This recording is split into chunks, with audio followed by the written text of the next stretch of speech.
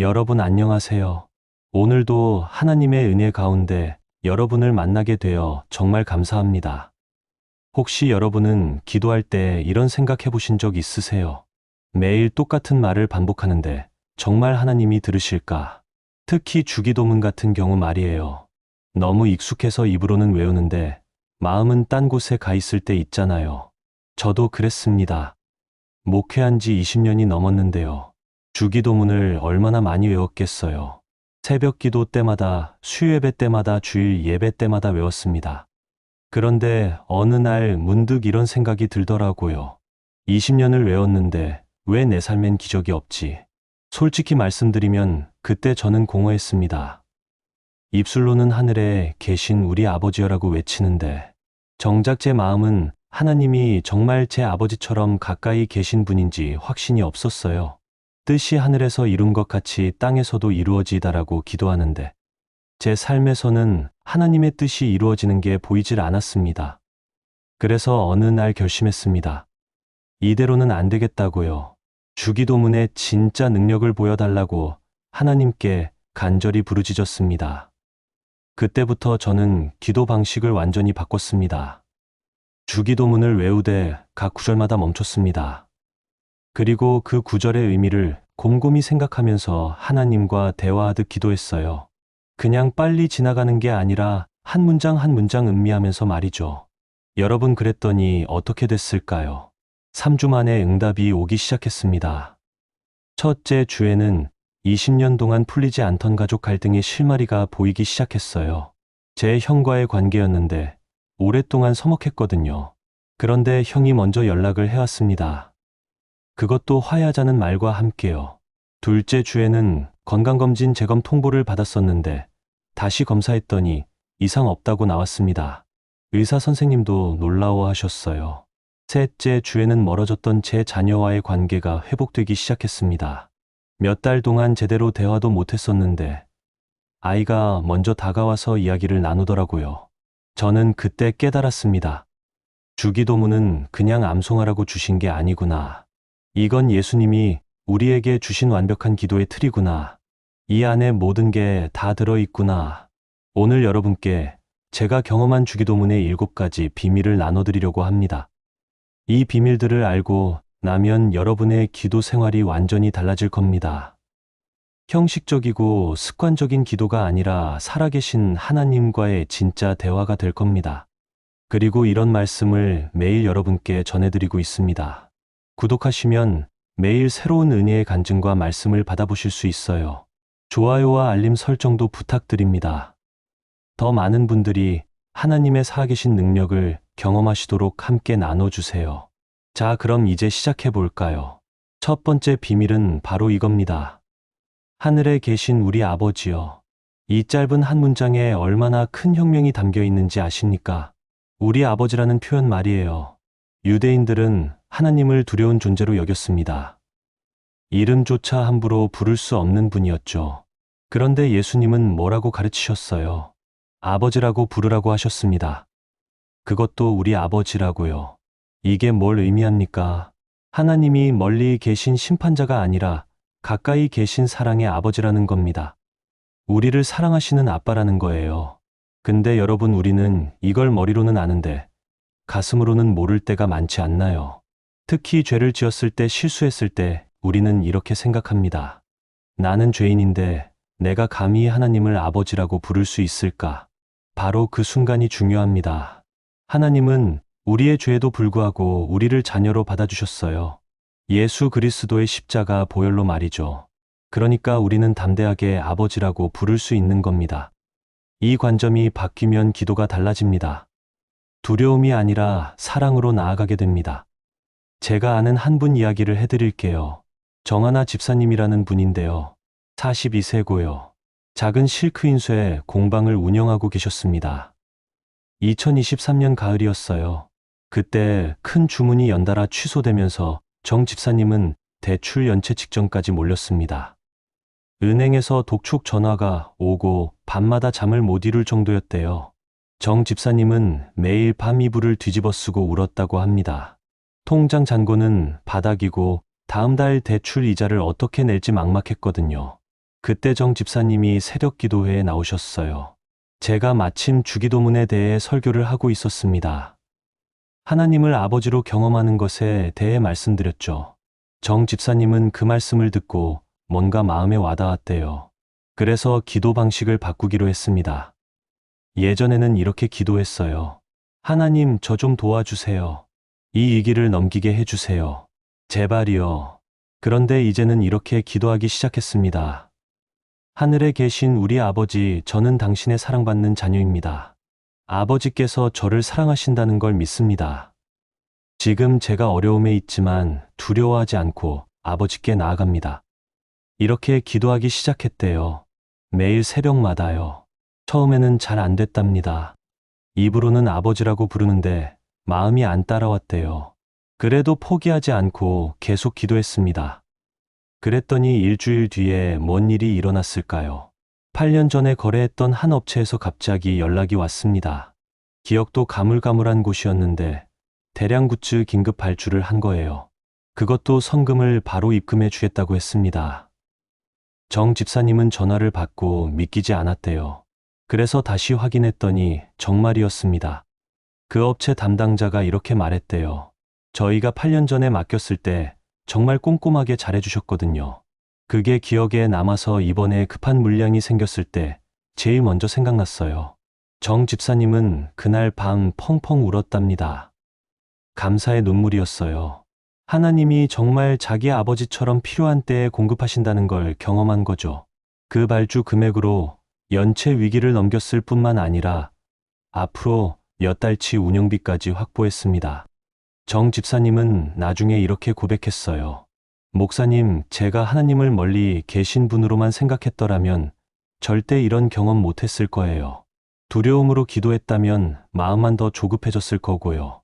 근데 아버지께 나아가듯 기도하니까 평안이 왔고 그 평안 가운데서 하나님이 일하셨어요. 여러분, 이게 첫 번째 비밀입니다. 하나님을 아버지로 경험하는 것. 두려움이 아니라 담대함으로 나아가는 것.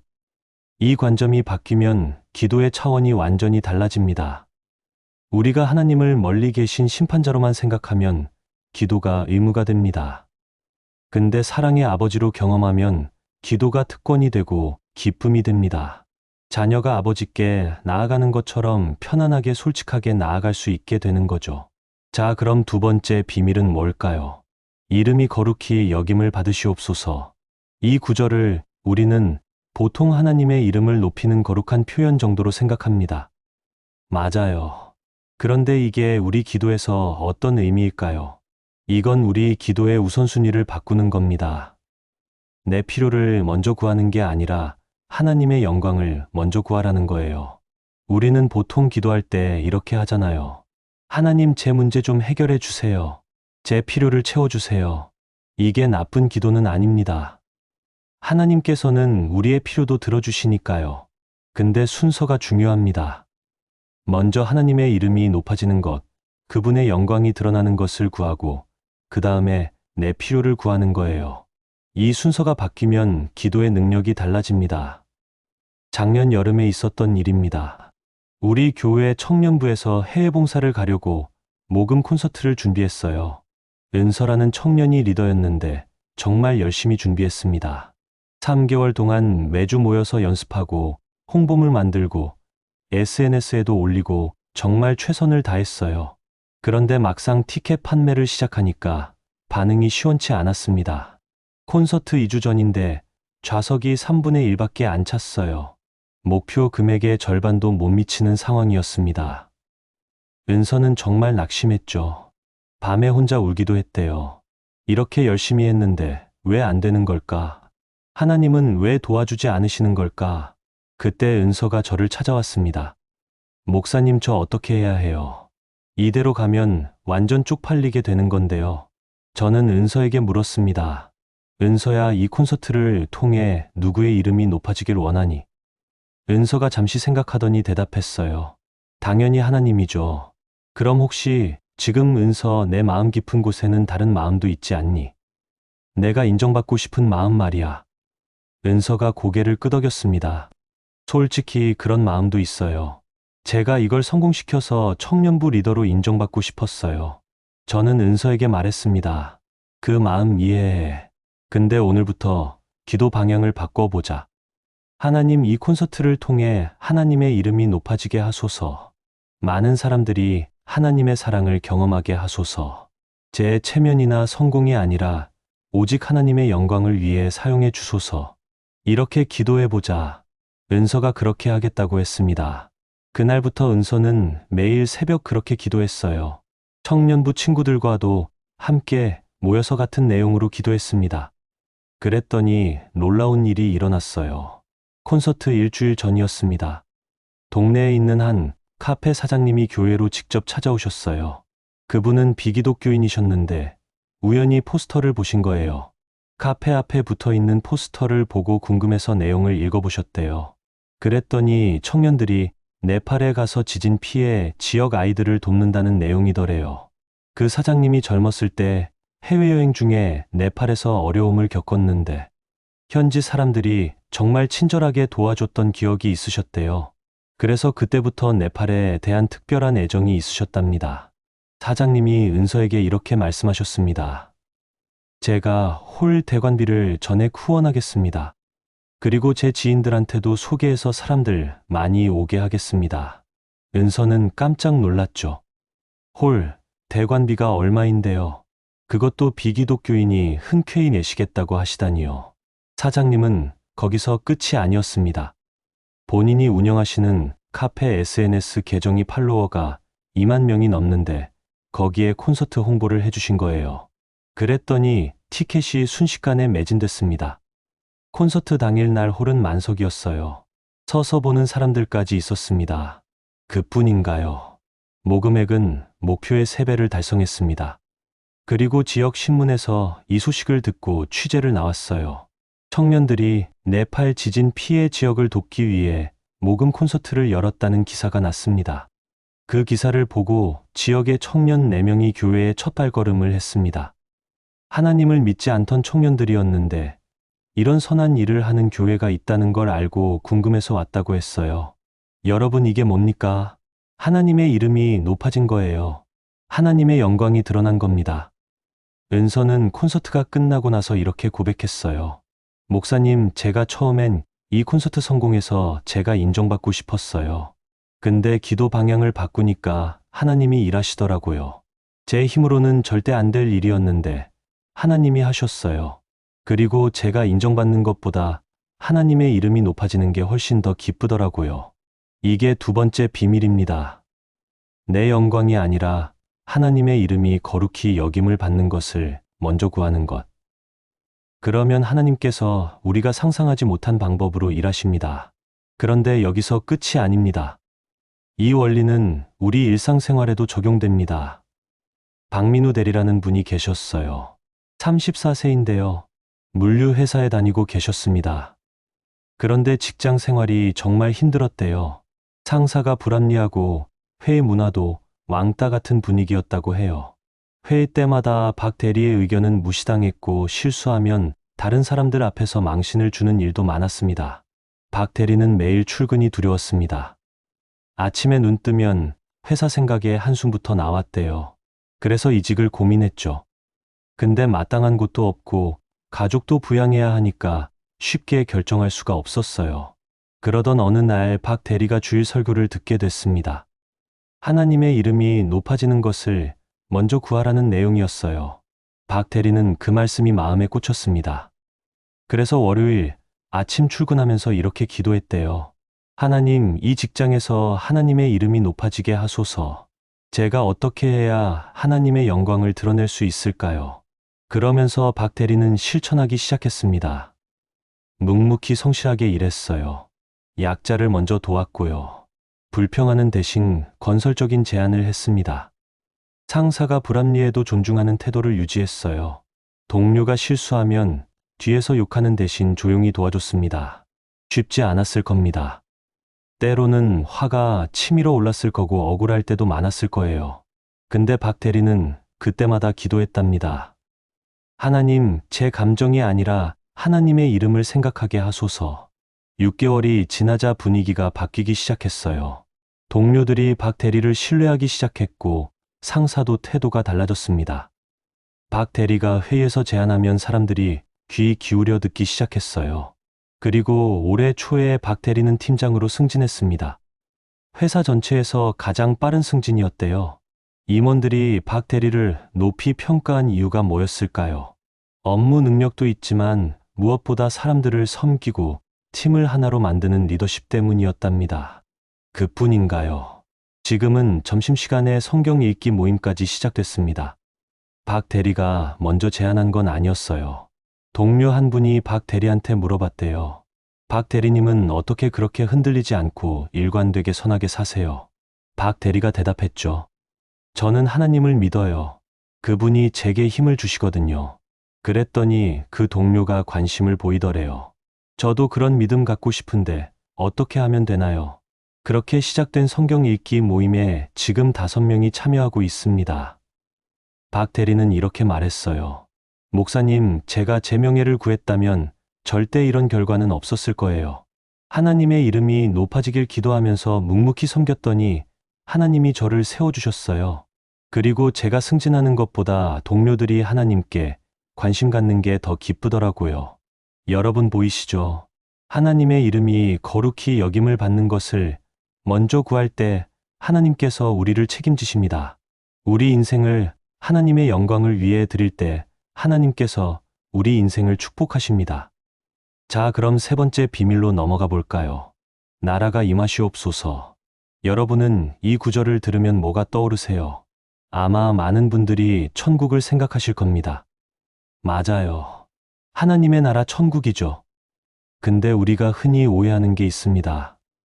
하나님의 나라를 죽어서 가는 곳으로만 생각하는 거예요. 물론 천국은 우리가 이 땅에서의 삶을 마친 후에 가는 영원한 본향입니다. 그런데 예수님이 가르치신 하나님의 나라는 그것만이 아니에요. 지금 여기 이 순간에도 임하는 하나님의 통치를 말하는 겁니다. 마태복음 6장 10절을 보시겠어요? 나라가 임하시옵소서. 뜻이 하늘에서 이룬 것 같이 땅에서도 이루어지이다. 땅에서도 이루어진다는 말씀 보이시죠? 이게 무슨 뜻입니까? 하나님의 나라가 지금 우리 삶 가운데 임한다는 겁니다. 하나님의 통치가 지금 우리 마음에, 우리 가정에, 우리 직장에, 우리 관계에 임한다는 거예요. 우리가 이렇게 기도할 때 뭐가 달라질까요? 우리 삶의 모든 영역에서 하나님의 주권을 인정하게 됩니다. 하나님께서 다스리시는 곳에는 평안이 임하고 치유가 일어나고 회복이 일어납니다. 제가 작년에 만난 한 청년 이야기를 해드릴게요. 윤설인 양이라는 분인데요. 24살이었고 대학 졸업반이었습니다. 설인 양은 중증 우울증으로 고생하고 있었어요. 학교도 못 가고 방에만 틀어박혀 있었습니다. 부모님이 정말 걱정을 많이 하셨죠. 밥도 거의 안 먹고 커튼을 다 쳐놓고 하루 종일 누워만 있었대요. 친구들 연락도 다 끊고 아무것도 하고 싶지 않다고 했습니다. 설인 양 어머니가 울면서 저한테 전화하셨어요. 목사님, 우리 딸 좀 만나주세요. 이러다가 정말 큰일 날 것 같아요. 저는 설인 양 집으로 찾아갔습니다. 방문을 두드렸는데 한참을 기다려야 문을 열어줬어요. 설인 양은 정말 많이 야위어 있었고 눈빛에 생기가 없었습니다. 저는 설인 양과 조심스럽게 이야기를 나눴습니다. 설인아, 지금 어때?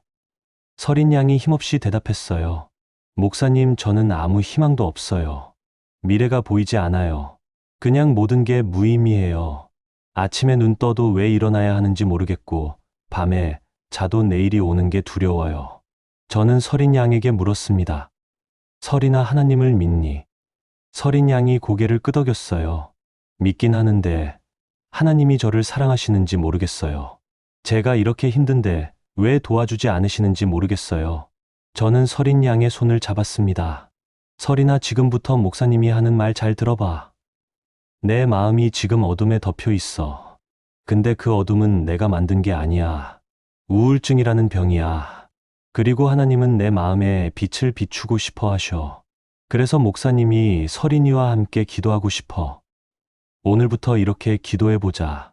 하나님, 설인의 마음에 당신의 나라가 임하게 하소서. 이 어둠과 절망을 몰아내시고 하나님의 평안과 소망이 임하게 하소서. 설인 양은 반신반의했지만 기도하기로 했습니다. 사실 뭘 해도 나아질 것 같지 않았지만 목사님이 그렇게 말씀하시니까 한번 해보겠다고 했어요. 그날부터 서린 양은 매일 아침 눈 뜨자마자 이렇게 기도했대요. 하나님, 제 마음에 당신의 나라가 임하게 하소서. 처음에는 아무 느낌도 없었답니다. 그냥 말만 하는 것 같았대요. 근데 포기하지 않고 계속 기도했습니다. 그랬더니 3일 만에 뭔가 달라지기 시작했습니다. 서린 양이 어머니께 이렇게 말했대요. 엄마, 뭔가 마음이 조금 가벼워진 것 같아요. 그 무거운 돌덩이가 조금 옅어진 느낌이에요. 어머니는 깜짝 놀라셨죠.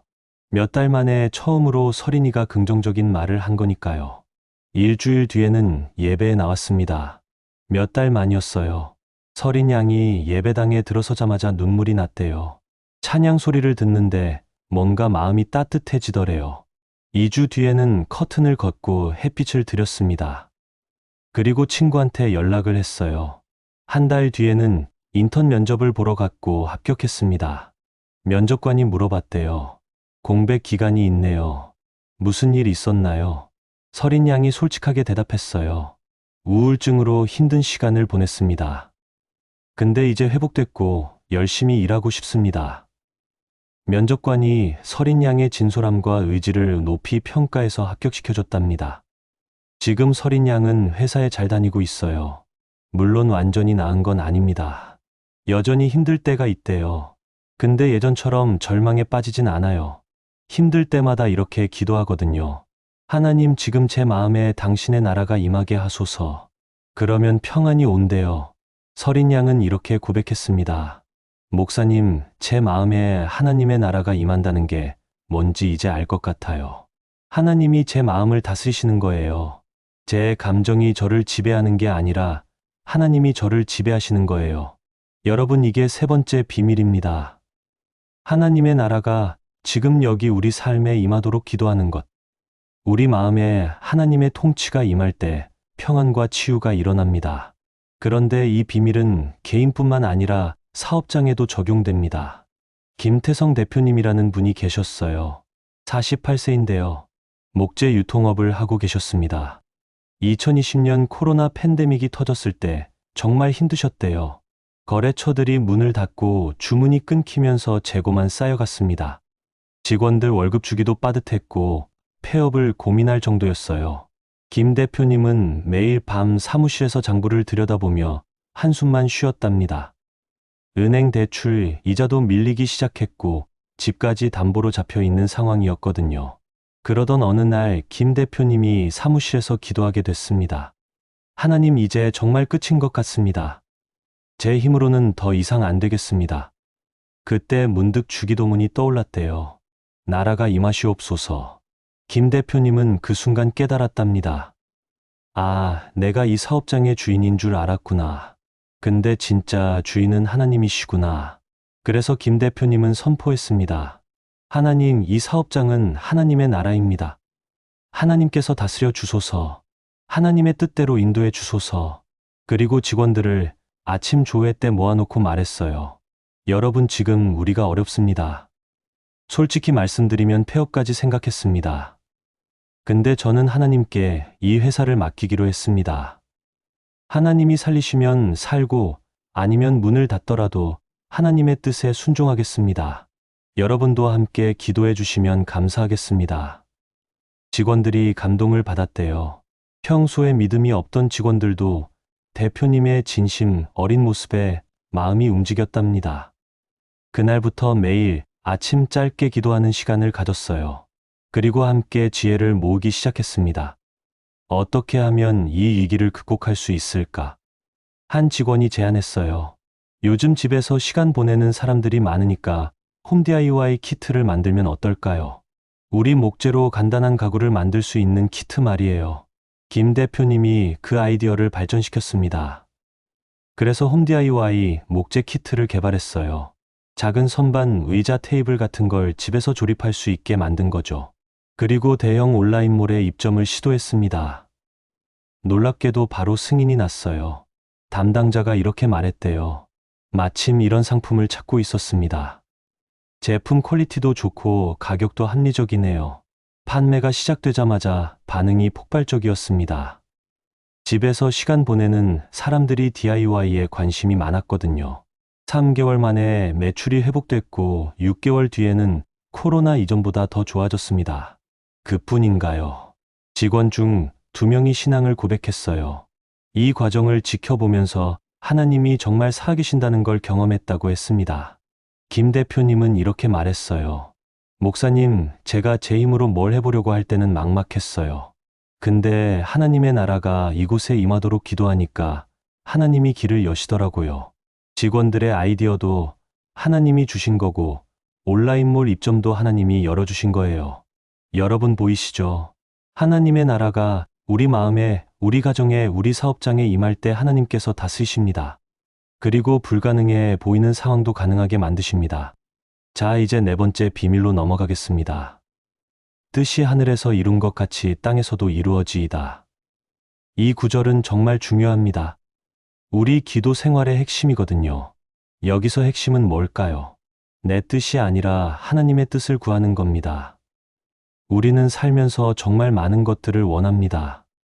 좋은 직장, 좋은 배우자, 건강, 경제적 여유, 자녀의 성공, 이런 것들 말이죠. 이런 것들을 원하는 게 나쁜 건 아닙니다. 하나님도 우리가 복된 삶을 살기 원하시니까요. 근데 문제는 이겁니다. 우리의 뜻과 하나님의 뜻이 다를 때가 있어요. 우리가 원하는 것과 하나님이 우리에게 주시려는 것이 다를 때 말이죠. 그때 우리는 선택해야 합니다. 내 뜻을 고집할 것인가, 아니면 하나님의 뜻에 순종할 것인가. 제 개인적인 간증을 하나 나눠드릴게요. 제가 목회를 시작하고 10년쯤 됐을 때였습니다. 당시 저는 작은 교회에서 사역하고 있었어요. 교인이 100명 정도 되는 교회였는데 사역은 의미 있었지만 솔직히 마음 한편에는 욕심이 있었습니다.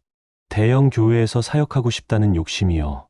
그래야 더 많은 사람들에게 복음을 전할 수 있을 것 같았고 제 사역도 인정받을 것 같았어요. 그러던 어느 날 정말 큰 교회에서 부목사, 청빙 연락이 왔습니다. 교인이 5,000명이 넘는 교회였어요. 저는 너무 기뻤습니다. 드디어 제 꿈이 이루어지는구나 싶었죠. 그래서 바로 이력서를 보내고 면접을 봤어요. 면접도 잘 봤고 담임 목사님도 저를 마음에 들어 하셨습니다. 이제 거의 확정이었어요. 근데 이상하게 마음에 평안이 없었습니다. 기도하면 기도할수록 뭔가 꺼림칙한 느낌이 드는 거예요. 그래서 저는 금식하며 기도했습니다. 하나님, 이게 정말 하나님의 뜻입니까? 제가 원하는 길입니까? 아니면 하나님이 원하시는 길입니까? 사흘째 되던 날 새벽 기도하는데 마음에 확신이 왔습니다. 이건 내 뜻이야. 내가 너를 부르는 곳은 따로 있어. 저는 충격을 받았습니다. 아니, 하나님, 이렇게 좋은 기회인데요. 근데 동시에 평안이 왔어요. 아, 하나님의 뜻이 따로 있구나. 그래서 저는 그 대형 교회 청빙을 정중히 거절했습니다. 주변 사람들은 다 이해를 못했어요. 미쳤냐고, 왜 그런 좋은 기회를 차버리냐고 했죠. 저도 솔직히 아쉬웠습니다. 근데 하나님의 뜻에 순종하기로 작정했으니까 믿고 기다렸어요. 3개월쯤 지났을까요? 정말 예상치 못한 곳에서 연락이 왔습니다. 도심과 로컬이 섞인 지역에 있는 작은 교회였어요. 교인이 150명 정도 되는 곳이었는데 다문화 가정들이 많이 사는 동네였습니다. 처음에는 솔직히 마음이 안 갔습니다. 대형 교회를 거절하고 이런 작은 교회로 간다고. 근데 기도하는데 하나님께서 확신을 주셨어요.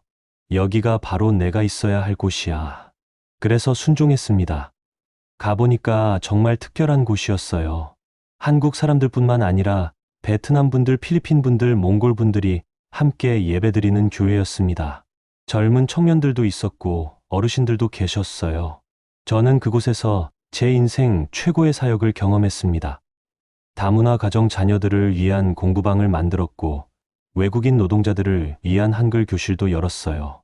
지역 사회와 협력해서 어려운 이웃들을 돕는 사역도 했습니다. 교회는 서서히 부흥하기 시작했어요. 숫자로만 보면 대형 교회보다 작지만 한 사람 한 사람이 정말 소중한 공동체가 됐습니다. 그리고 제가 그 대형 교회로 갔다면 절대 경험하지 못했을 보람과 기쁨을 누렸어요. 지금 돌이켜보면 하나님의 뜻이 얼마나 완벽했는지 알겠습니다. 제가 원했던 대형교회는 제 욕심이었어요. 하나님이 원하신 건 다문화 공동체를 섬기는 목회자였던 거죠. 여러분, 이게 네 번째 비밀입니다. 내 뜻이 아니라 하나님의 뜻을 구하는 것. 하나님의 뜻은 항상 우리가 생각하는 것보다 좋습니다. 우리 시각으로는 이해 안 될 수 있어요. 근데 순종하면 나중에 알게 됩니다. 아, 하나님의 뜻이 최선이었구나. 이 원리는 진로 선택에도 적용됩니다. 최광수 학생이라는 친구가 있었어요. 20살인데요. 수험생이었습니다. 광수는 어릴 때부터 의사가 되는 게 꿈이었어요. 부모님도 의사 집안이었고 주변에서도 다들 의대 가라고 했습니다. 광수도 열심히 공부했어요. 밤새워 공부하고 학원도 다니고 정말 최선을 다했죠. 근데 수능을 보니까 점수가 애매하게 나왔습니다. 정시로는 의대가 어려웠고 수시도 다 떨어졌어요. 광수는 정말 좌절했습니다. 평생 꿈꿔온 길이 막힌 것 같았거든요. 재수를 할까 고민했는데 마음이 무겁더래요. 그때 광수가 교회에 와서 상담을 요청했습니다. 저는 광수에게 물었어요. 광수야, 의사가 되는 게 정말 내 꿈이니 아니면 주변 사람들이 원하는 거니? 광수가 한참 생각하더니 대답했어요. 솔직히 잘 모르겠어요. 어릴 때부터 당연히 의사가 돼야 한다고 생각했는데 정작 제가 진짜 원하는 건지 확신이 없어요. 저는 광수에게 말했습니다. 그럼 이렇게 기도해보자. 하나님, 제 뜻이 아니라 하나님의 뜻을 보여주세요. 하나님이 제게 주신 길을 가게 해주세요. 광수가 그렇게 기도하기 시작했습니다. 그리고 진로를 다시 탐색하기 시작했어요. 여러 가지를 경험해 보면서 자기가 뭘 좋아하는지 찾아봤죠. 그러다가 반도체 공정에 관심이 생겼습니다. 고등학교 때 물리 실험하는 걸 정말 좋아했었거든요. 그리고 코딩도 재미있어 하더래요. 광수는 공대 전자공학과에 지원했고 합격했습니다. 부모님은 처음에는 아쉬워하셨어요. 그래도 의대를 다시 도전해보면 어떻겠냐고 하셨죠. 근데 광수가 확신을 갖고 말했대요. 아버지, 어머니, 저는 이 길이 제 길인 것 같아요. 하나님이 제게 주신 길이에요. 대학에 들어가서 광수는 정말 행복했답니다. 공부가 재미있었고 성적도 잘 나왔어요. 그리고 3학년 때 대기업 파운드리 인턴에 합격했습니다. 인턴 기간에 실력을 인정받아서 졸업 후 바로 정규직으로 채용이 확정됐어요. 광수는 이렇게 말했습니다. 목사님, 제가 의대에 집착했다면 재수하고 삼수하면서 힘들었을 거예요. 어쩌면 합격해도 적성에 안 맞아서 고생했을 수도 있고요. 근데 하나님의 뜻을 구하니까 제게 맞는 길을 보여주시더라고요. 지금 저는 정말 행복해요. 여러분 보이시죠? 하나님의 뜻은 우리가 생각하는 것과 다를 수 있어요. 근데 그 뜻을 따라가면 진짜 행복을 발견하게 됩니다. 이 원리는 결혼에도 적용됩니다. 한지은 집사님이라는 분이 계셨어요. 31세인데요. 디자이너로 일하고 계셨습니다. 지은 집사님은 5년 동안 사귀던 남자친구가 있었어요. 둘이 정말 오래 만났고 주변에서도 다들 결혼할 줄 알았죠. 근데 문제가 있었습니다. 그 남자친구가 신앙이 없었어요. 처음에는 교회도 같이 나오고 했는데 시간이 갈수록 점점 멀어지더래요. 예배는 형식적으로만 드리고 신앙에는 관심이 없었습니다. 지은 집사님은 고민이 많았어요. 사랑하는 사람이긴 한데 신앙이 다르니까 결혼해도 괜찮을까? 근데 5년이나 만났는데 이제 와서 헤어지기도 어렵고 주변에서는 이렇게 말했대요. 결혼하면 남편도 변할 거야. 내가 잘 인도하면 돼. 근데 지은 집사님 마음에는 계속 불편함이 있었습니다. 그래서 기도하기 시작했어요. 하나님, 제 뜻이 아니라 하나님의 뜻을 보여주세요. 제가 이 사람과 결혼하는 게 하나님의 뜻입니까? 기도하면 할수록 확신이 왔습니다. 이 관계는 하나님이 원하시는 게 아니야.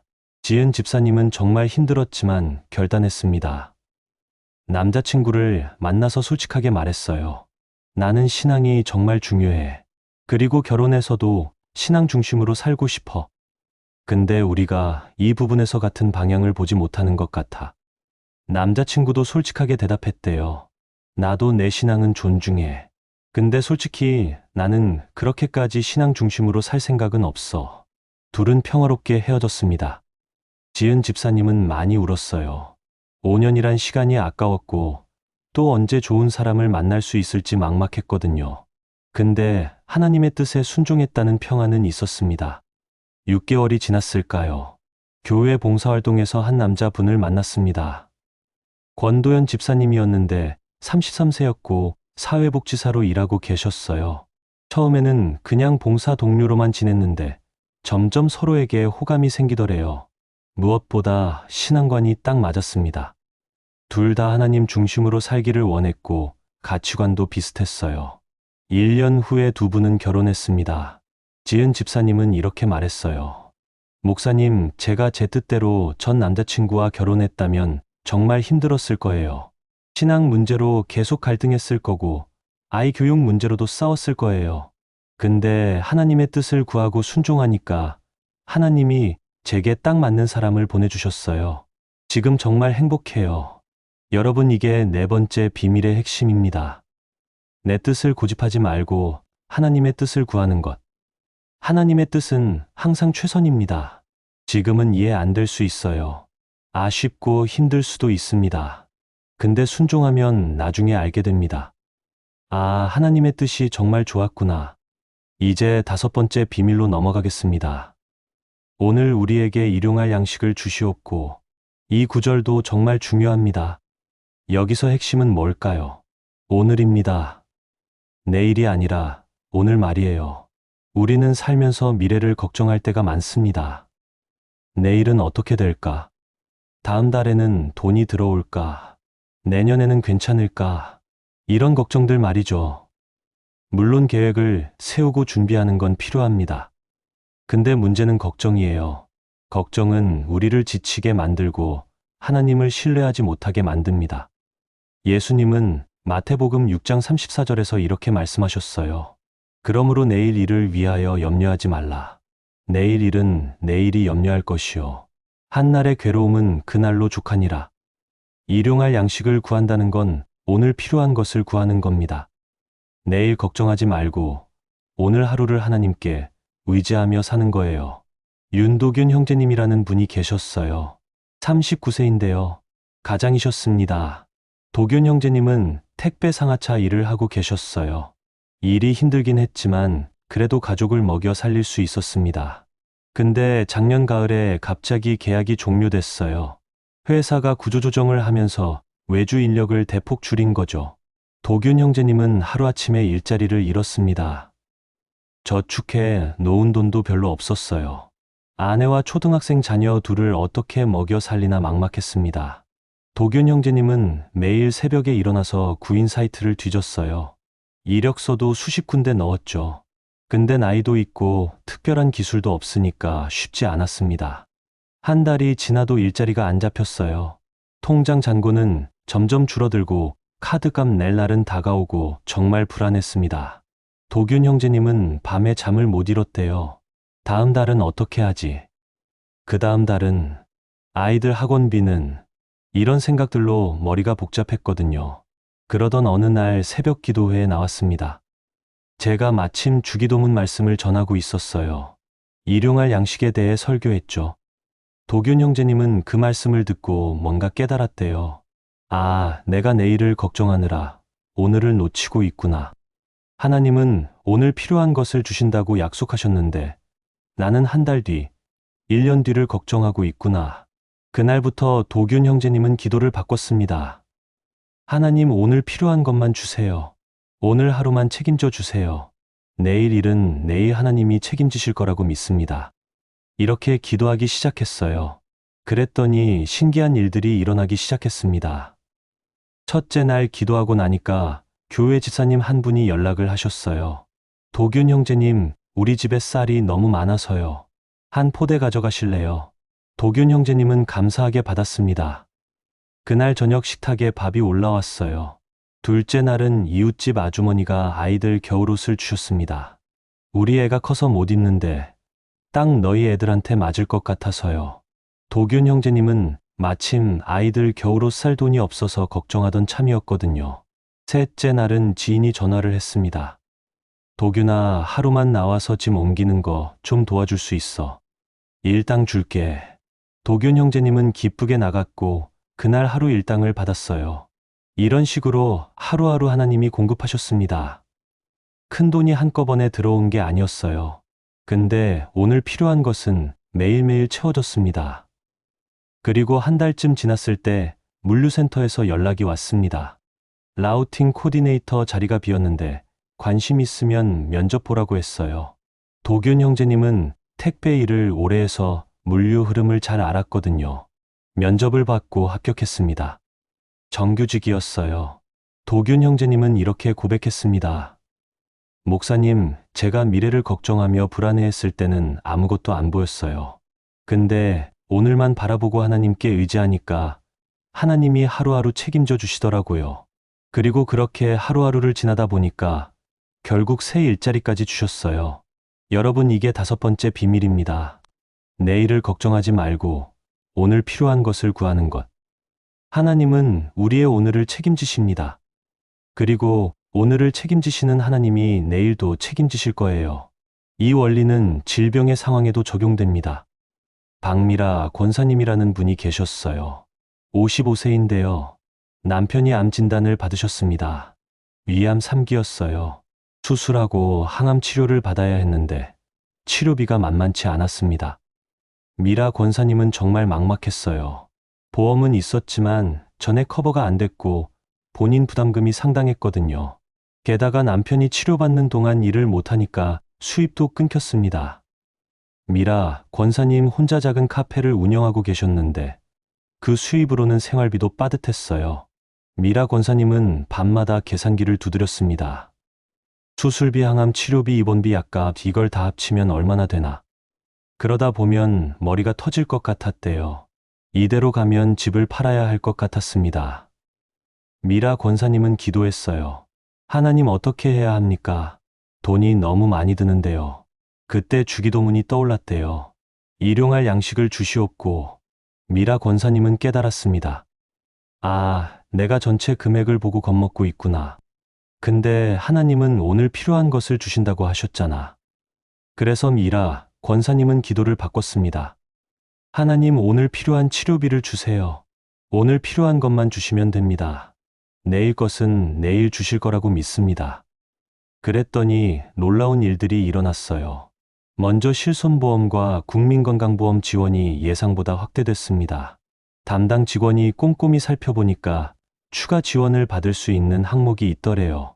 그 다음엔 교회에서 익명의 헌금이 왔습니다. 봉투에 이렇게 적혀 있었대요. 권사님, 남편분 치료비에 보태세요. 하나님이 치료하실 겁니다. 남편 회사에서도 치료 지원 제도가 있다는 걸 알게 됐어요.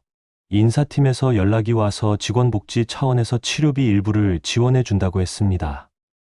그리고 담당 의사 선생님이 치료 계획을 조정해 주셨어요.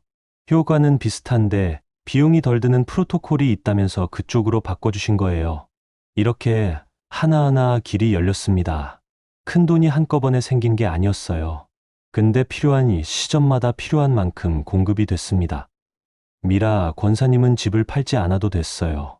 그리고 남편은 항암 치료를 잘 마치고 지금은 완치 판정을 받았습니다. 미라 권사님은 이렇게 고백했어요. 목사님, 제가 전체 금액을 보고 절망했을 때는 방법이 안 보였어요.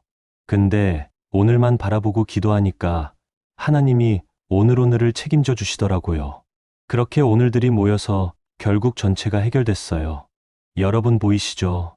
일용할 양식을 구한다는 건 하나님을 신뢰하는 겁니다. 내일을 걱정하며 불안해하는 게 아니라 오늘 하루하루를 하나님께 맡기고 사는 거예요. 그러면 하나님이 책임지십니다. 우리가 상상하지 못한 방법으로 공급하시고 인도하십니다. 이제 6번째 비밀입니다. 우리가 우리에게 죄 지은 자를 사하여 준 것 같이 우리 죄를 사하여 주시옵고. 이 구절은 정말 도전적입니다. 우리가 먼저 용서해야 한다는 거니까요. 하나님께 용서받기 전에 다른 사람을 먼저 용서하라는 겁니다. 솔직히 이게 쉽지 않습니다. 누군가 나를 깊이 상처 입혔을 때, 누군가 나를 배신했을 때 용서하기 정말 어렵거든요. 우리는 이렇게 생각합니다. 왜 내가 먼저 용서해야 해? 잘못한 건 저 사람인데, 저 사람이 먼저 사과해야 하는 거 아니야. 이 마음 이해합니다. 근데 예수님은 분명히 말씀하셨어요. 우리가 먼저 용서해야 한다고요. 왜 그럴까요? 용서는 상대방을 위한 게 아니라 나를 위한 거예요. 용서하지 않으면 미움과 원망이 내 마음을 갉아먹습니다. 그게 결국 나를 병들게 하는 거죠. 반대로 용서하면 내 마음이 자유로워집니다. 막혔던 통로가 열리는 거예요. 제 개인적인 간증을 하나 더 나눠드릴게요. 제가 지금 교회에서 사역하기 전에 정말 힘든 일이 있었습니다. 오상훈 안수집사님이라는 분과 갈등이 있었어요.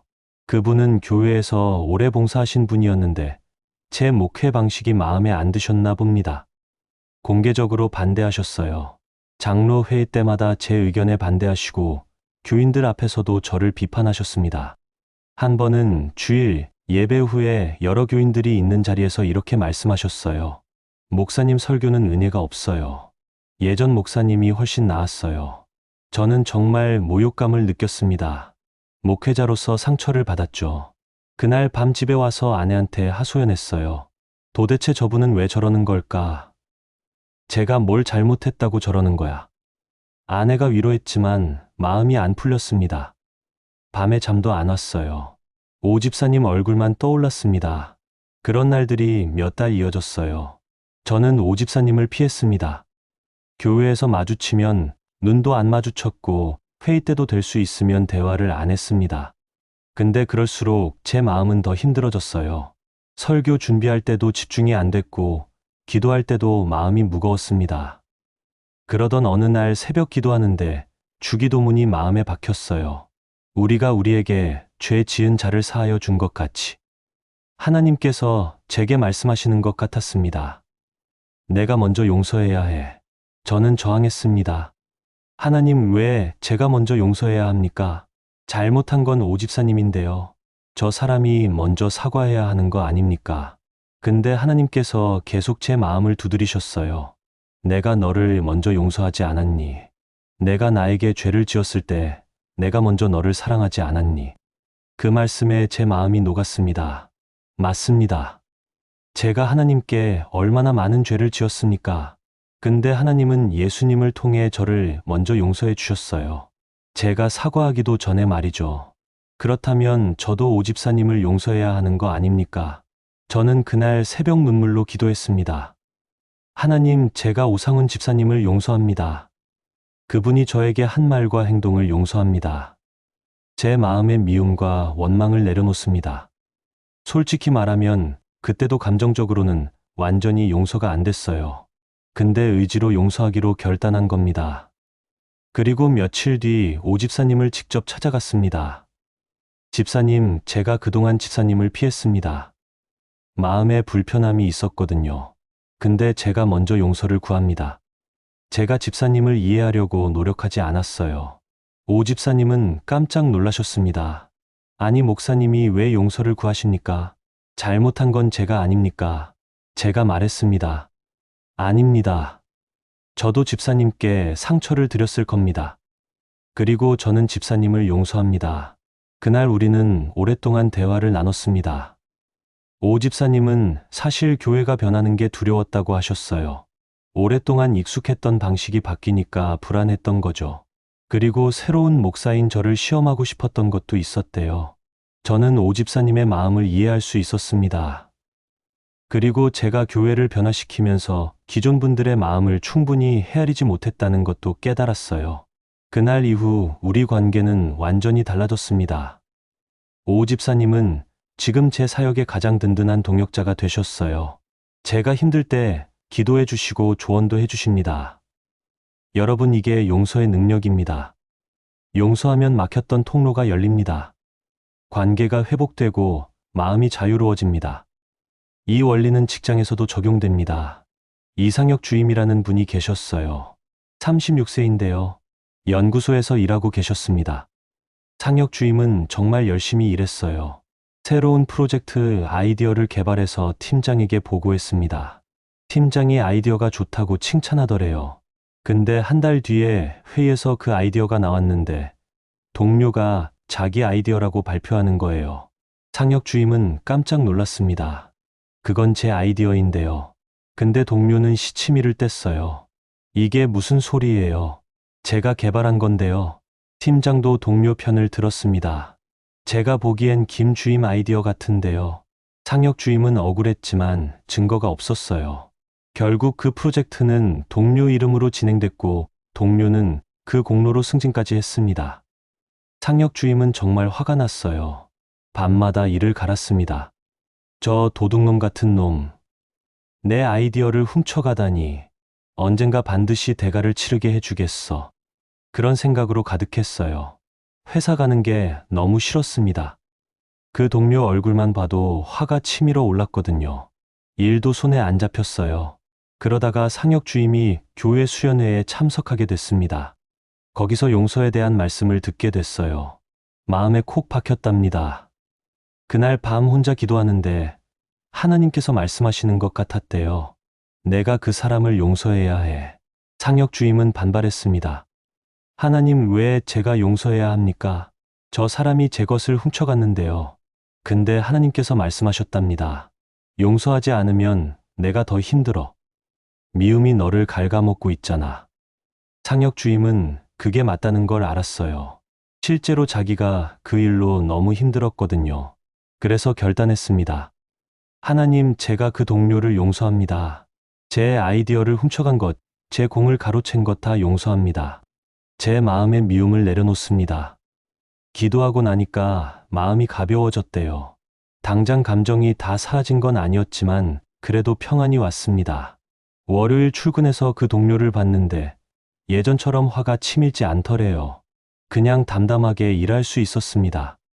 그리고 2개월쯤 지났을 때 놀라운 일이 일어났습니다. 다른 부서에서 내부 감사가 진행됐는데 우연히 그 동료의 이메일 기록이 확인됐어요. 상혁 주임의 기획안이 첨부된 메일을 받아서 자기 이름으로 바꿔 제출한 게 드러난 겁니다. 회사에서 난리가 났죠. 그 동료는 징계를 받았고 승진도 취소됐습니다. 반면 상혁 주임은 그 아이디어의 원작자로 인정받았어요. 회사에서 공식 사과하고 혁신 포상까지 줬습니다. 그리고 승진도 했어요. 상혁 주임은 이렇게 고백했습니다. 목사님, 제가 미움을 붙잡고 있었다면 이런 결과를 누릴 수 없었을 거예요. 미움에 사로잡혀서 일도 제대로 못하고 건강도 상하고 그랬을 거예요. 근데 용서하니까 제 마음이 자유로워졌고 하나님이 정의를 세워주셨어요. 여러분 보이시죠? 용서는 상대방을 위한 게 아니라 나를 위한 겁니다. 용서할 때 내 마음이 자유로워지고 하나님이 일하실 공간이 생깁니다. 이 원리는 사업에서도 적용됩니다. 강미정 대표님이라는 분이 계셨어요. 46세인데요. 베이커리 프랜차이즈를 운영하고 계셨습니다. 미정 대표님은 친구와 함께 사업을 시작했어요. 둘이 돈을 모아서 첫 매장을 열었고 잘 됐습니다. 그래서 2호점, 3호점을 냈는데 점점 잘 되더래요. 근데 3년쯤 지났을 때 친구가 배신했습니다. 돈을 빼돌린 거예요. 회사 계좌에서 몰래 돈을 빼서 개인 용도로 썼습니다. 미정 대표님이 알아챘을 때는 이미 큰 금액이 빠진 상태였어요. 미정 대표님은 친구를 추궁했습니다. 대체 왜 이런 짓을 한 거야? 친구는 변명했어요. 나도 생활이 어려웠어. 나중에 갚으려고 했어. 근데 갚을 생각이 없어 보였습니다. 결국 둘은 동업을 정리하기로 했어요. 미정 대표님이 점포 3곳을 친구에게 넘기고 본인은 본점 하나만 가져가기로 했습니다. 손해를 본 거죠. 미정 대표님은 정말 분했어요. 친구를 믿고 함께 시작했는데 배신당한 거잖아요. 밤마다 잠을 못 이뤘습니다. 그 친구 생각만 하면 화가 나고 가슴이 답답했어요. 공황장애까지 왔습니다. 한밤중에 갑자기 숨이 막히고 식은땀이 나는 거예요. 병원에 갔더니 스트레스 때문이래요. 미정 대표님은 사업도 제대로 못했습니다. 판단력이 흐려지고 직원들한테 짜증만 냈어요. 매출도 떨어지기 시작했습니다.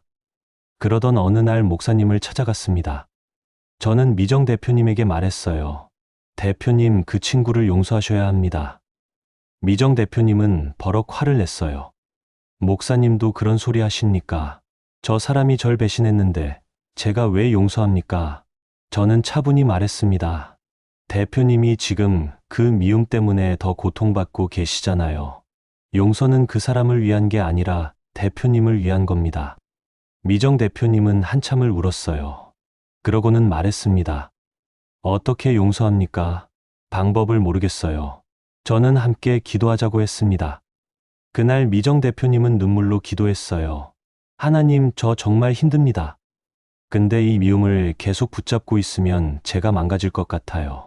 그래서 용서하기로 결단합니다. 제 힘으로는 안 되니까 하나님이 도와주세요. 그날 이후 미정 대표님은 매일 그렇게 기도했답니다. 처음엔 감정이 안 따라왔어요. 근데 의지로 계속 용서한다고 선언했습니다. 그랬더니 한 달쯤 지나자 마음이 정말 가벼워지더래요. 불면증이 사라지고 공황장애도 안 왔습니다.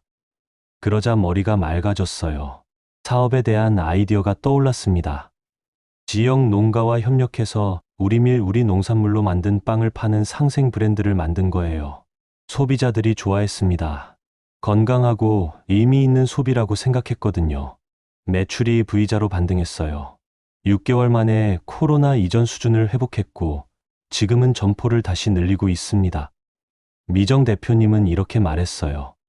목사님, 제가 미움을 붙잡고 있었다면 절대 이렇게 못 일어났을 거예요. 용서하니까 제 마음이 자유로워졌고 창의적인 생각도 할 수 있게 됐어요. 하나님이 새로운 길을 보여주셨어요. 여러분, 이게 6번째 비밀입니다. 용서의 능력입니다. 용서하면 막혔던 통로가 열리고 하나님이 일하십니다. 이제 마지막 7번째 비밀입니다. 우리를 시험에 들게 하지 마시옵고 다만 악에서 구하옵소서. 이 구절은 정말 중요합니다. 여기서 핵심은 뭘까요? 사후 해결이 아니라 사전 보호를 구하는 겁니다. 우리는 보통 문제가 생긴 다음에 기도합니다. 하나님, 이 문제를 해결해 주세요. 물론 그것도 필요하죠. 근데 더 지혜로운 기도는 뭘까요? 문제가 생기기 전에 보호해 달라고 기도하는 겁니다. 시험에 들지 않게 해달라고, 악한 것에서 지켜달라고 미리 기도하는 거예요. 제 개인적인 경험을 하나 나눠드릴게요. 몇 년 전 일입니다. 한 사업가 분이 저를 찾아오셨어요. 정말 좋은 투자 기회가 있다면서 설명하시더라고요. 수익률도 보장되고 안전하다고 했습니다. 솔직히 마음이 혹했어요. 목회자 사례비가 넉넉한 편이 아니잖아요. 그 돈으로 자녀 교육비도 마련하고 노후 준비도 하면 좋겠다는 생각이 들었습니다. 그분은 이렇게 말했어요. 목사님, 이건 정말 확실한 겁니다. 제 지인들도 다 하고 있어요. 빨리 결정하시는 게 좋아요. 자리가 얼마 안 남았거든요. 저는 거의 결정할 뻔했습니다. 근데 그날 새벽 기도하다가 문득 주기도문이 떠올랐어요. 우리를 시험에 들게 하지 마시옵고. 저는 그 구절로 기도했습니다. 하나님, 이 일이 시험입니까? 제가 혹시 유혹에 빠지는 건 아닙니까? 저를 지켜주세요. 그렇게 기도하고 나니까 마음의 경고등이 켜지더라고요. 뭔가 깨름칙한 느낌이 드는 거예요. 그래서 그 투자를 더 알아보기로 했습니다. 지인 중에 금융 쪽 일하시는 분께 자문을 구했어요. 그분이 자료를 보시더니 이렇게 말씀하시더라고요. 목사님, 이거 전형적인 폰지 사기 구조 같은데요. 수익률이 너무 비현실적이에요. 저는 식은땀이 났습니다. 조금만 더 서둘렀으면 큰 손실을 봤을 거예요. 그리고 실제로 3개월 뒤에 그 투자 회사가 사기로 드러나서 많은 사람들이 피해를 봤습니다. 저는 그때 깨달았어요. 아, 미리 기도하는 게 이렇게 중요하구나. 시험에 들지 않게 해달라고 기도하면 하나님이 미리 막아주시는구나. 여러분, 이게 7번째 비밀입니다. 문제가 생긴 후에 해결을 구하는 게 아니라 문제가 생기기 전에 보호를 구하는 겁니다. 이 원리는 직장 생활에도 적용됩니다. 조현우 주임이라는 분이 계셨어요. 29세인데요. 제조업체에서 품질관리 일을 하고 계셨습니다. 연우 주임은 정말 성실한 사람이었어요. 일도 꼼꼼하게 했고 양심적으로 일했습니다. 그런데 어느 날 상사가 연우 주임을 불렀습니다. 이번 납품 제품 검사 결과를 좀 조정해야겠어. 수치가 기준에 약간 못 미치는데 이 정도면 괜찮아. 보고서에는 합격으로 적어. 연우 주임은 당황했습니다. 그건 안 되는데요. 기준 미달이면 재작업해야죠. 상사가 눈을 부라렸어요. 자네 이 바닥이 어떻게 돌아가는지 몰라. 일정 맞추는 게 더 중요해. 거래처에서도 이 정도는 눈 감아줘. 그냥 합격 처리해. 연우 주임은 정말 고민됐습니다. 상사 말을 안 들으면 찍힐 것 같았어요. 근데 양심상 그럴 수 없었습니다. 안전성 문제가 생길 수도 있는 거니까요. 그날 밤 연우 주임은 잠을 못 이뤘습니다. 어떻게 해야 하나? 상사 말을 들어야 하나? 아니면 정직하게 보고해야 하나? 다음 날 새벽 연우 주임은 기도했습니다. 평소에 교회는 다니지만 그렇게 열심히 신앙생활하는 편은 아니었거든요. 근데 그날은 간절히 기도했어요. 하나님, 저를 시험에 들지 않게 해주세요. 제가 양심을 지킬 수 있게 길을 열어주세요. 악한 압력에서 저를 구해주세요. 그리고 회사에 출근했는데 놀라운 일이 일어났습니다. 상사가 갑자기 본사로 전보 발령을 받은 거예요. 급작스러운 인사 조치였습니다. 그리고 새로운 팀장이 부임했는데 그분은 정말 원칙주의자였어요. 첫 회의 때 이렇게 말씀하셨습니다. 우리 팀은 품질이 최우선입니다. 어떤 경우에도 기준을 타협해선 안 됩니다. 연우 주임은 정말 감사했습니다. 하나님이 미리 길을 여신 거예요. 만약 그 상사가 계속 있었다면 연우 주임은 정말 힘든 선택을 해야 했을 겁니다. 양심을 지키려다 불이익을 받거나 아니면 양심을 굽히거나 둘 중 하나였을 거예요. 근데 하나님이 상황 자체를 바꿔주신 겁니다. 연우 주임은 이렇게 고백했어요. 목사님, 그때 미리 기도하지 않았다면 어떻게 됐을지 모르겠어요. 혹시 상사 압력에 못 이겨서 양심을 굽혔을 수도 있어요. 그랬다면 평생 후회했을 거예요. 근데 시험에 들지 않게 해달라고 기도하니까 하나님이 상황 자체를 바꿔주셨어요. 저는 그저 정직하게 일하기만 하면 됐어요. 여러분 보이시죠? 미리 기도하면 하나님이 미리 막아주십니다. 시험에 들지 않게 보호해 주시는 거예요. 이 원리는 삶의 큰 위기에도 적용됩니다. 이은주 권사님이라는 분이 계셨어요. 57세인데요. 은주 권사님에게 정말 힘든 시기가 있었습니다. 2년 전 일이에요. 남편이 갑자기 뇌졸중으로 쓰러지셨습니다. 응급실에 실려가서 수술을 받았는데 다행히 생명은 건졌어요. 근데 재활 치료가 필요했습니다. 은주 권사님은 남편을 간호하면서 작은 카페를 운영했어요. 근데 카페가 적자였습니다. 코로나 때문에 손님이 줄어서 매달 적자를 보고 있었거든요. 그러던 중에 아들이 교통사고를 당했습니다. 다행히 큰 부상은 아니었지만 차는 완전히 부서졌어요. 은주 권사님은 정말 무너질 것 같았습니다. 왜 이렇게 연달아 안 좋은 일만 생기는 거지? 하나님은 대체 뭐 하시는 거야? 그날 밤 은주 권사님은 기도했어요. 아니, 기도라기보다 하나님께 따졌습니다. 하나님, 대체 왜 이러십니까? 제가 뭘 잘못했다고 이렇게 힘든 일만 생깁니까? 그때 마음에 한 생각이 떠올랐습니다. 이건 주님의 연단이 아니야. 이건 사탄의 공격이야. 은주 권사님은 깜짝 놀랐어요. 그렇다. 이건 그냥 우연히 일어난 일들이 아니야. 뭔가 영적인 공격 같아. 사탄이 우리 가족을 무너뜨리려고 공격하는 것 같아. 그래서 은주 권사님은 기도 방향을 바꿨습니다. 하나님, 이건 사탄의 공격인 것 같습니다. 우리를 시험에 들게 하려는 악한 계략 같아요. 우리 가족을 보호해 주세요. 악에서 구해 주세요. 더 이상 이런 공격이 우리에게 임하지 못하게 막아주세요. 그리고 은주 권사님은 매일 새벽마다 그렇게 기도했습니다. 우리 가족을 보호해달라고, 악한 것에서 건져달라고 말이죠. 예수 이름으로 사탄의 공격을 물리친다고 선포했어요. 놀랍게도 그 이후로 더 이상 나쁜 일이 일어나지 않았습니다. 오히려 좋은 일들이 생기기 시작했어요. 남편이 재활치료를 잘 받아서 일상생활이 가능해졌습니다. 의사 선생님도 놀라워했어요. 회복 속도가 예상보다 훨씬 빠르다고요. 보통 이 정도 뇌졸중이면 회복이 더딘데 정말 기적 같다고 하셨습니다. 카페는 배달 전문으로 전환했더니 흑자로 돌아섰습니다. 재택근무하는 사람들이 많아지면서 배달 주문이 늘어난 거예요. 직원 한 분이 SNS 마케팅을 잘해서 단골 고객도 많이 생겼습니다. 아들 차 사고는 보험 처리가 잘 돼서 새 차를 장만할 수 있었고, 아들도 후유증 없이 완전히 회복됐습니다. 오히려 그 사고 이후로 아들이 더 조심히 운전하게 됐대요. 은주 권사님은 이렇게 고백했어요. 목사님, 그때 제가 영적 전쟁인 걸 깨닫지 못했다면 계속 무너져 내렸을 거예요. 왜 이런 일이 생기나 하면서 원망하고 절망했을 거예요. 근데 이게 사탄의 공격인 걸 분별하고 보호를 구하니까 하나님이 막아주셨어요. 더 이상의 공격이 차단됐고 오히려 회복이 시작됐어요. 지금 생각하면 그 위기가 오히려 우리 가족을 더 강하게 만들었어요. 여러분, 이게 7번째 비밀입니다. 시험에 들지 않게 해달라고, 악에서 구해달라고 미리 기도하는 겁니다. 그러면 하나님이 보호해 주십니다. 영적 전쟁을 분별하고 하나님께 보호를 구하면 사탄의 공격이 막힙니다. 우리는 살면서 많은 시험을 만납니다. 돈의 유혹, 명예의 유혹, 관계의 유혹, 이런 것들이죠. 그때마다 미리 기도해야 합니다. 저를 시험에 들게 하지 마소서. 저를 악에서 구하소서.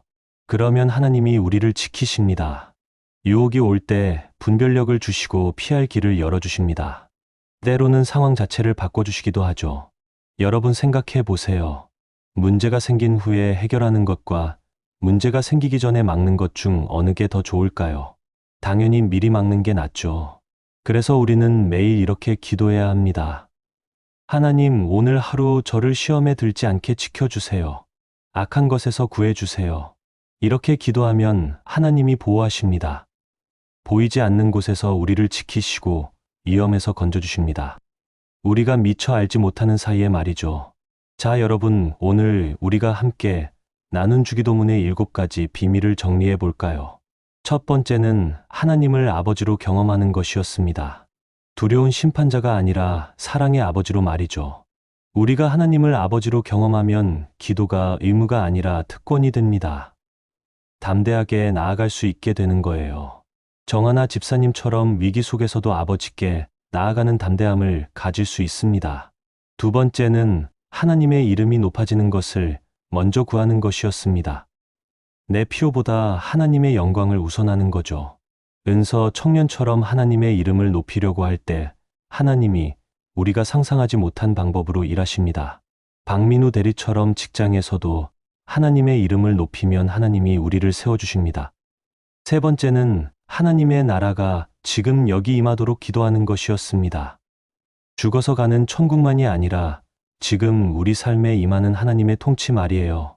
윤설인 양처럼 마음에 하나님의 나라가 임하면 어둠이 물러가고 평안이 옵니다. 김태성 대표님처럼 사업장에 하나님의 나라가 임하면 위기가 기회로 변합니다. 네 번째는 내 뜻이 아니라 하나님의 뜻을 구하는 것이었습니다. 제가 대형 교회를 포기하고 하나님의 뜻을 따랐을 때 진짜 보람을 발견했던 것처럼요. 최광수 학생처럼 하나님의 뜻을 구하면 자기에게 맞는 길을 발견하게 됩니다. 한지은 집사님처럼 하나님의 뜻에 순종하면 더 좋은 것을 주십니다. 다섯 번째는 오늘 일용할 양식을 구하는 것이었습니다. 내일을 걱정하지 말고 오늘을 하나님께 맡기는 거죠. 윤도균 형제님처럼 오늘만 바라보고 하나님께 의지하면 하나님이 하루하루 책임져 주십니다. 박미라 권사님처럼 오늘을 신뢰하면 결국 전체가 해결됩니다. 여섯 번째는 용서의 능력이었습니다. 우리가 먼저 용서해야 한다는 거죠. 제가 오상훈 집사님을 용서했을 때 관계가 회복됐던 것처럼요. 이상혁 주임처럼 용서하면 하나님이 정의를 세워주십니다. 강미정 대표님처럼 용서하면 마음이 자유로워지고 새로운 길이 열립니다. 일곱 번째는 시험에 들지 않게 미리 보호를 구하는 것이었습니다. 제가 투자 사기를 미리 피할 수 있었던 것처럼요. 조현우 주임처럼 양심의 시험에서 지켜달라고 기도하면 하나님이 상황을 바꿔주십니다. 이은주 권사님처럼 영적 공격을 분별하고 보호를 구하면 하나님이 막아주십니다. 여러분 보이시죠? 이 7가지 비밀이 하나로 연결돼 있습니다. 하나님과의 관계가 바뀌고 우선순위가 바뀌고 시간관점이 바뀌고 의지가 바뀌고 마음이 바뀌고 영적 전쟁을 분별하게 되는 거예요. 하나님과 멀고 높은 분에서 가까운 아버지로 관계가 바뀝니다. 내 영광에서 주의 영광으로 우선순위가 바뀌죠. 그때 거기 천국에서 지금 여기 임하는 나라로 시공간이 바뀝니다. 내 뜻 고집에서 주의 뜻 순종으로 의지가 바뀌고요. 미래 불안에서 오늘의 은혜로 시간 관점이 바뀝니다. 원망 미움에서 용서로 마음이 자유로워지죠. 그리고 사후 수습에서 사전 보호로 영적 전쟁 방식이 바뀝니다. 여러분, 이게 바로 주기도문입니다. 2000년 전 예수님이 가르쳐 주신 기도인데 지금도 살아서 능력으로 역사합니다. 단순한 암송이 아니에요. 우리 삶을 완전히 바꾸는 능력의 기도입니다. 여러분께 부탁드립니다. 오늘부터 이렇게 기도해 보세요. 주기도문을 외우되 각 구절마다 멈추세요. 그리고 그 의미를 곰곰이 생각하면서 하나님과 대화하듯 기도하세요. 하늘에 계신 우리 아버지여라고 할 때 정말 하나님이 내 아버지라는 걸 느끼면서 기도하세요. 이름이 거룩히 여김을 받으시옵소서라고 할 때 하나님의 영광을 먼저 구하는 마음으로 기도하세요. 나라가 임하시옵소서라고 할 때 지금 여기 내 삶에 하나님의 통치가 임하기를 구하세요. 뜻이 이루어지다라고 할 때 내 뜻이 아니라 하나님의 뜻을 구하세요. 일용할 양식을 주시옵고라고 할 때 내일 걱정 말고 오늘을 신뢰하세요. 죄를 사하여 주시옵고라고 할 때 내가 먼저 용서하는 마음으로 기도하세요. 시험에 들게 하지 마시옵고라고 할 때 미리 보호해 달라고 구하세요. 이렇게 기도하면 여러분의 기도 생활이 완전히 달라질 겁니다. 형식적이고 습관적인 기도가 아니라 살아계신 하나님과의 진짜 대화가 될 거예요. 그리고 응답을 경험하게 될 겁니다. 저처럼 3주 만에 응답이 올 수도 있고 더 빨리 올 수도 있어요. 중요한 건 이 기도를 살아있는 대화로 드리는 겁니다. 여러분, 오늘 이 말씀이 도움이 되셨나요? 주기도문의 7가지 비밀이 여러분 삶의 능력으로 나타나기를 축복합니다. 이런 말씀을 매일 나눠드리고 있으니까 구독하시고 좋아요 눌러주세요. 알림 설정하시면 새로운 영상이 올라올 때마다 바로 보실 수 있습니다.